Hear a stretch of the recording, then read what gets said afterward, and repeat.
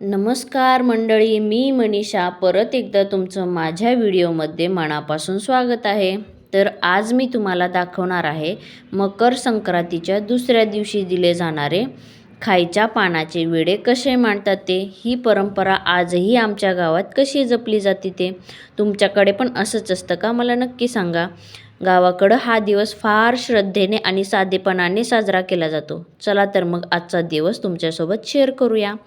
माझा 25 पानाचा विडा असतो, आमच्या नानीचा असतो 5 पानाचा, कोणाकोणाचा 7चा पण असतो, कोणाकोणाचा 11चा पण असतो.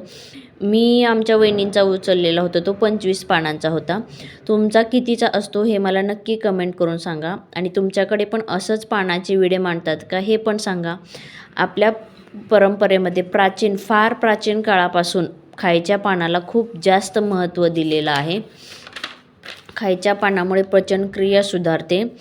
हे खायचं पान शुभ मानलं जातं, मांगल्याचं प्रतीक समजलं जातं. सुपारीसोबत पान खाल्ल्याने नवीन वर्षाची सुरुवात शुभ होते, घरात एक पॉझिटिव्हिटी राहते, आरोग्यालाही याचा फायदा होतो, अशी जुनी लोकमान्यता आहे फार प्राचीन काळापासून. या दिवशी हळदी कुंकूही केलं जातं. हे सुगीचे दिवस असतात, त्यामुळे बायकांना थोडासा घराच्या कामातून आणि रानातल्या कामातून थोडासा स्वतःसाठी वेळ मिळावा म्हणून ही प्रथा चालू केलेली आहे प्राचीन काळापासून. आणि आपण आजही या परंपरा आहे अशा जपतो. आपण जर नाही जपलं तर आपल्या पुढच्या पिढीला ह्या सणाचं किंवा ह्या प्रथेचं महत्त्व अजिबात कळणार नाही. त्याच्यामुळं आपण हे संस्कार आणि आपले हे सण आपण आहे असे साजरे केले पाहिजेत असं मला वाटतं. तुम्हाला काय वाटतं हे मला नक्की सांगा. इथं आम्ही बघू शकता, इथं मी आमच्या वहिनींच्या घरी हळदी कुंकू वगैरे केलेलं आहे. इथं मला चुडे द्यायचे राहिले होते, तर चुडं आमच्यात वाण म्हणून चुडे देतात. जसं की कुणी वस्तू वगैरे देतात तसं चुडे देतात आमच्या इकडे. आणि इथं मी हा पहिल्या मकर संक्रांतीला आमच्या वहिनींचा विडा उचललेला होता. तो मला म्हणजे तो विडा परत करतात असं म्हणतात, मग तो मला परत करायचा होता म्हणूनच मी माहेरी गेलेले होते. तर तो विडा आम्ही वहिनींना दिलेला आहे.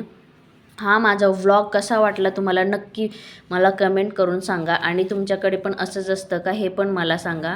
मी आमच्या संक्रांतीचे थोडेसे फोटो, हळदी कुंकवाच्या दिवशीचे किंवा मग नंतर संक्रांतीचे थोडेसे फोटो पुढं मी शेअर केलेले आहेत. ते पण मला नक्की बघून सांगा की फोटोज कसे वाटले आणि माझा व्हिडिओ कसा वाटला हे मला नक्की सांगा. लवकरच आपले 100 सबस्क्रायबर पूर्ण करून टाका. व्हिडिओ बघितल्याबद्दल खरंच मनापासून धन्यवाद. आणि इथं तुम्ही फोटो बघू शकता. थँक्यू.